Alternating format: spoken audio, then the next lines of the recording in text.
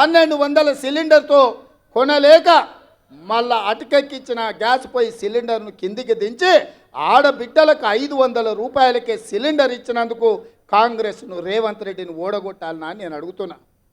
మీరు ఆలోచన చేయండి మిత్రులారా. ఇవాళ ప్రతి పేదవాడికి, వ్యవసాయం ఉన్న వాళ్ళకే భూమికి వ్యవసాయానికి ఉచిత కరెంటు ఉంది. భూమి లేని పేదలకు ఇండ్ల కరెంటు ఉచితంగా ఉండాలని నా పాదయాత్రలో నా దృష్టికి పేదలు తీసుకొస్తే ప్రతి పేదవాడికి ప్రతి ఇంటికి 200 యూనిట్ల వరకు ఉచితంగా ఉచిత విద్యుత్తు ఇచ్చి మాట ఇచ్చి అమలు చేసినాం. ఇవాళ మన మహబూబ్నగర్ జిల్లాలో ఎమ్మెల్సీ ఎన్నికలు ఉండి దాన్ని ఎన్నికల కోడ్ అడ్డం పెట్టి ఇవాళ బీజేపీ అడ్డుకుంది. అందుకే ఈడ 500 సిలిండర్ విషయంలో 200 యూనిట్లు ఉచిత కరెంటు విషయంలో పేదలకు కొంత సదుపాయం అందుబాటులోకి రాలేదు అంటే అధికారులకు ఆదేశాలు ఇచ్చినాం. ఎన్నికల కోడ్ ముగిసిన వెంటనే వీటన్నిటిని మీకు అందించి మిమ్మల్ని ఆదుకునే బాధ్యత ఈ మహబూబ్నగర్ జిల్లాలో నాది. ఎందుకంటే ఈ జిల్లా నాది, ఈ మట్టి నాది, ఈ గాలి నాది, ఈ నీరు నాది. నేను మీ బిడ్డను, మీ కష్టం నా కష్టం అనుకొని వాటన్నిటిని అమలు చేసే బాధ్యత నాది.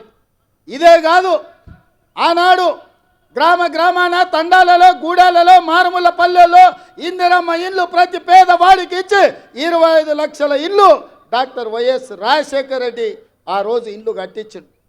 10 సంవత్సరాలు కేసీఆర్ డబుల్ బెడ్రూమ్ ఇల్లు కట్టిస్తాడు. ఏం చెప్పిండు ఆయన? ఈ డబ్బా ఇల్లు వద్దు, డబుల్ బెడ్రూమ్ ఇల్లు ముద్దన్నాడు. సరే ఈ సొక్కనైనా ఆయన మనం చేస్తాడేమని మనం అనుకున్నాం. ఏం చేసిండే? బిడ్డ వస్తే ఆడవ ఉంటుంది, కోడలు కొడుకుంటే ఆడవంటారు, గొర్రె పిల్లను మేక పిల్లను ఉంటే ఆడగట్టేస్తారని కథలు చెప్పిండు. ఊరిచ్చిండు. ఊరవతలో 2 డబుల్ బెడ్రూమ్ ఇల్లు కూడా కట్టియాలి. మీకు ఎవరికైనా డబుల్ బెడ్రూమ్ ఇల్లు వచ్చినాయా? ఎవరికైనా వచ్చినాయా? మాటిచ్చి మోసం చేసి డబుల్ బెడ్రూమ్ ఇల్లు ఇవ్వనందుకు కేసీఆర్ను గోతి తీసి బొందబెట్టిన సంగతి ఇవాళ కేసీఆర్కు అర్థమవుతలేదా అని నేను అడుగుతున్నా. ఇవాళ నేను రాగానే 4,50,000 ఇల్లు ప్రతి నియోజకవర్గానికి 3,500 చొప్పున 22,500 కోట్ల రూపాయలు పేదవాడికి ప్రతి ఇందిరమ్మ ఇంటికి 5 లక్షలు ఉచితంగా ఇవ్వాలని నేను నిధులు మంజూరు చేస్తే ఇవాళ రేవంత్ రెడ్డిని ఓడగొట్టుండ్రి, కాంగ్రెస్ పార్టీని పడగొట్టంటున్నారు. ఎవరంటున్నారా? బీఆర్ఎస్ వాళ్ళు అదే అంటారు, బీజేపీ వాళ్ళు అదే అంటారు. అందుకే మిత్రులారా మీరు ఆలోచన చేయండి. ఆర్టీసీ బస్సులో ఉచిత ప్రయాణం ఇచ్చినందుకు కూడగొట్టాలనా? రాజీవ్ ఆరోగ్యశ్రీలో 10 లక్షలు ఇచ్చినందుకు కూడగొట్టాలనా? 500 రూపాయలకే సిలిండర్ ఇచ్చినందుకు కూడగొట్టాలనా? లేకపోతే మీకు ఇందిరమ్మ ఇల్లు 5 లక్షల రూపాయలకే ఇచ్చినందుకు కూడగొట్టాలనా?